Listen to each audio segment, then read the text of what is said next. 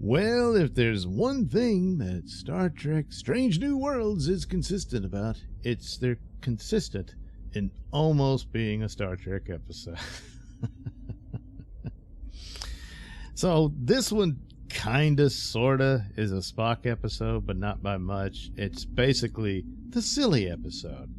Now you're gonna get into some silly and hijinks. Yes, a word that is used. Yeah. So right off the bat, there's all kinds of things I can go through. Well, this is not canonical. This doesn't work. It messes up the chronology. And it does. Every episode does that. And that's because you have to just give up the canon. This is an alternate universe. There's no conceivable way you can say that this is what happened before Captain Kirk took command of the Enterprise. It's just not. And even with that, though, there's just things in it. It's just so stupid. I mean, the crew quarters, the cabins they have are just, wow, they're amazing. Because they're huge, you know. But also the command structure and the lack of discipline and respect for officers and everything and all that. Just not there. Every now and then they'll make mention of it, and I'm like, why? You've already shot that to hell.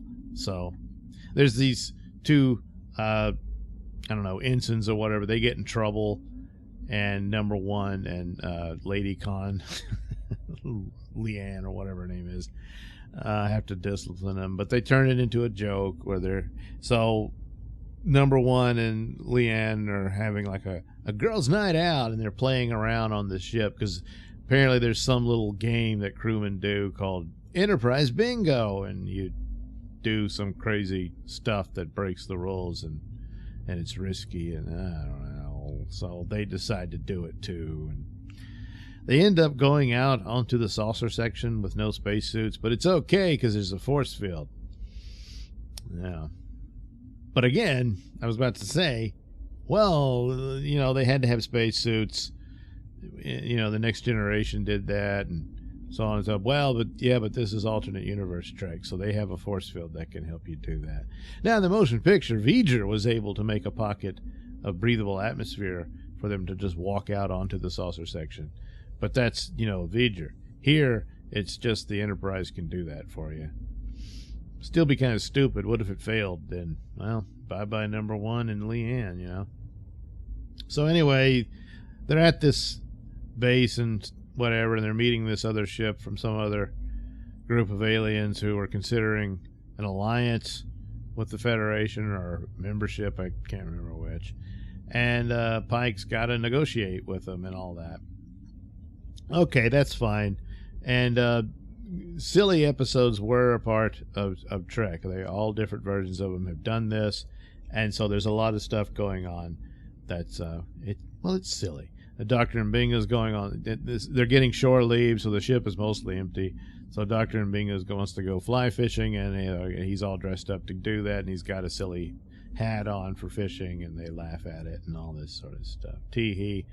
And they reveal that number one, the crew, have a nickname for her. And she's like, well, what's that? You know, and they said, and apparently it's not even a nickname. It's a phrase where fun goes to die. It doesn't really apply, though, because if she were actually playing the number one from The Cage, where she was all very cold and stoic and very serious and by the book and stuff like that, then I could understand something like that. But that's not how Rebecca's been playing her. She's actually quite sociable and warm and funny and all this sort of stuff. And some of that, I thought at the time, was that when they did the second pilot, they decided to adapt a lot of the personality traits of number one to Mr. Spock. And that's where they began to form what the Vulcan people were like and all that sort of stuff. So here it says, oh, well, she can't be just like Spock or anything. But yeah, she wouldn't have to be like Spock, but they could create this character that's distant. Instead, they've given that to Leanne Noonan Singh, you know, and I thought really that should be more of number one story instead of that character, and just eliminate that character altogether. But besides, because other than that, she's also a ripoff of Natasha Yar from Next Generation, so on and so forth. So it takes away from what could have been for number one. But if you're just going to abandon all that anyway, then she can't suddenly be the one that everybody is like intimidated by, or they call her. She doesn't know what having a good time is. Doesn't, you know, that's Leanne all over the place, but number one, not so much. But suddenly, for the purposes of that, for this episode, they decided to just say that it is, which is, again, when he complains about canon and stuff, you just got to give up on it because it's not canon. But at the same time, they don't have continuity within their own. They keep violating it, and because they're lazy and don't care. So finally, the main thing, why is this a Spock episode? Well, it opens up with Spock having a dream, and I'm sure you've seen some of the imagery in the trailers and whatnot, where they've done their own version and recreating Vulcan from the scene of Amok time, where Spock was going through Ponfar, ends up fighting Kirk, and that whole set. Well, they recreate that. Of course, it's bigger and all this stuff, and it's with new technology and everything. But it's, you know what you're looking at. And the idea is he's having some wedding ceremony with T'Pring, but she rejects him because she said, well, you're a human. And he's, I'm not a human. And then they show you Spock, and all the makeup is taken off of Ethan Peck, and so he has normal eyebrows and human ears. And then she calls for the Kali Fi, you know. And he said, well, who am I battling? And he turns around, and it's him, but it's his Vulcan self. So it's not bad. It's not bad of a sequence. It actually, I was like, well, this is interesting. And of course, this is a dream. So that explains that. They're not just, you know, screwing around with canon again. But again, they've already screwed with canon, so it doesn't matter. But the idea of it being a dream is like, well, that's kind of likely that Spock would go through this where he's at odds with himself, you know, his two halves in conflict and all that. And so they fight. And of course, who's going to win that fight? Well, the Vulcan is, because, you know, they're super strong and stuff. And then he wakes up. You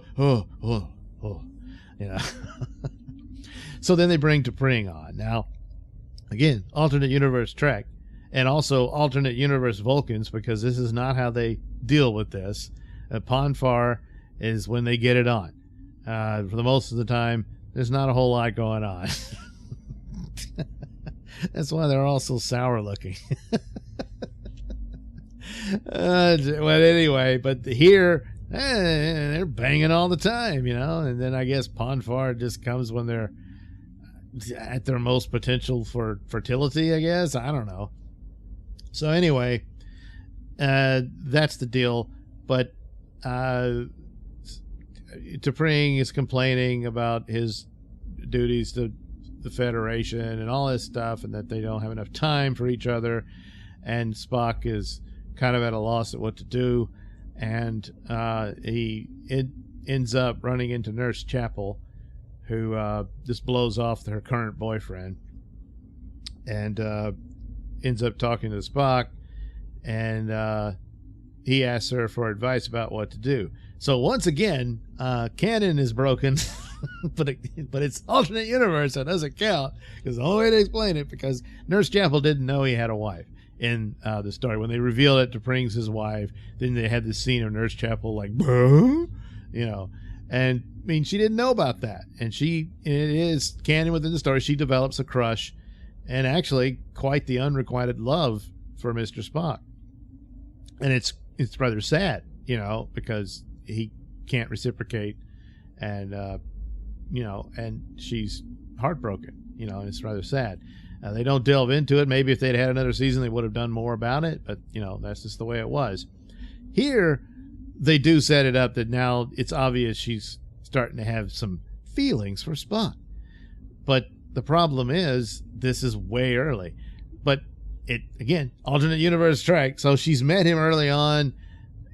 The idea that two other versions of the same people would have an attraction for each other is not lacking in, you know, credibility, but at the same, you know, it's just admit it. It's an alternate universe, because it doesn't work, you know, time-wise and chronology, unless, you know, they get it on and for whatever reason Spock mind wipes her, which would be really creepy and bizarre. So, but yeah, so she's getting a little tingle in the heart over Spock already, so there you go. The rest of it is just silly stuff because it's a silly show and it's not very good. But it starts out with that, obviously done for remember of the, you know, the battle on Vulcan and stuff, and then they actually bring out the old music, playing a sort of a kind of a version of it. I kind of think, and I thought I heard some of it playing through the rest of the show, not the same tune, but that sound of the old Star Trek music. I fully endorse it. I think they should do more of it. It's just too bad it's wasted on people who don't know how to write Star Trek or only half-assed know how to do it and that sort of thing. But finally, the main big silly hijinks, if you will, of this episode is, in order to learn how to better communicate with T'Pring, Spock and T'Pring decide to share their katra. Now, even within their continuity, all they got to do is mind meld. You know, and they will know each other's thoughts. So they can't hide from that. You know, so they could face whatever's concerning the two of them. But instead, they decide, let's share our katra. Well, they accidentally switch bodies. And then they get it on just to see what it's like.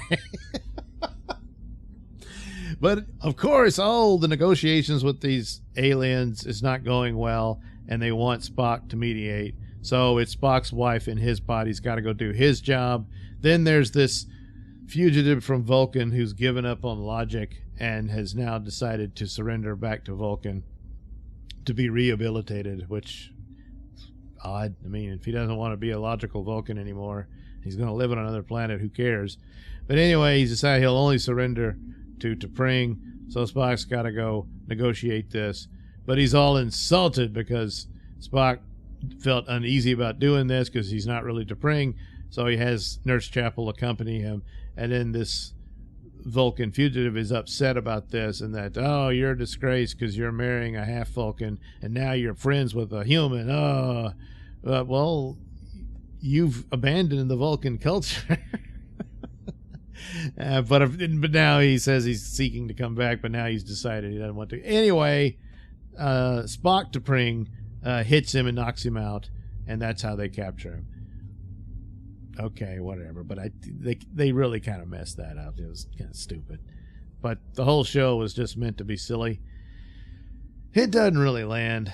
And still, there's this constant disregard for rules, and that's important. It's a space military, and the command structure and all this stuff, all the way from top to bottom, they just disrespect it, which would be harmful to them in panicked and emergency situations, and that's why you don't do that. So, but they keep doing it. They're just pals and having a good time in space, and that's it.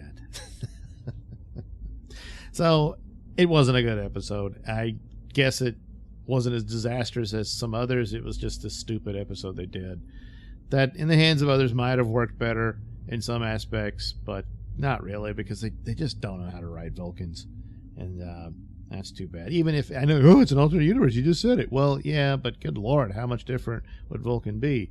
But whatever.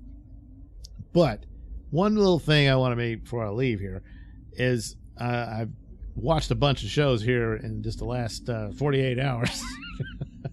And one of them was the Obi-Wan series, and I kept noticing one of the bad parts about the Obi-Wan Kenobi is a lot of the shots look very cheap, and I don't know why exactly, or unless they had to hurry up and reshoot some stuff. I don't know, but it sometimes some of the shots are good. It's not too bad, and it looks pretty good. And in others, spoiler, Darth Vader is in the third episode of Kenobi, and I'm sorry, but I mean, it's him there, and that's cool, but the way they framed it and everything, they didn't do a good job of that. It's odd. But anyway, Kenobi overall as a story beats out Strange New Worlds leaps and bounds, but not when it comes to how it's shot. That's the amazing thing. The Strange New Worlds looks good for what it is. It's not the Enterprise it should be, but for what it is, and the framing of the shots and all that stuff, it's all pretty good. With Kenobi, not so much, and it's just odd. So Anyway, little snack for thought, I guess. Oh yeah, and another memberberry thing they did was Pike was wearing the green shirt. It's 25% different, of course, but it's that green shirt that Kirk would wear on occasion in the old show. So there's Pike wearing it. So there, yeah, you got that. You got that for Strange New Worlds.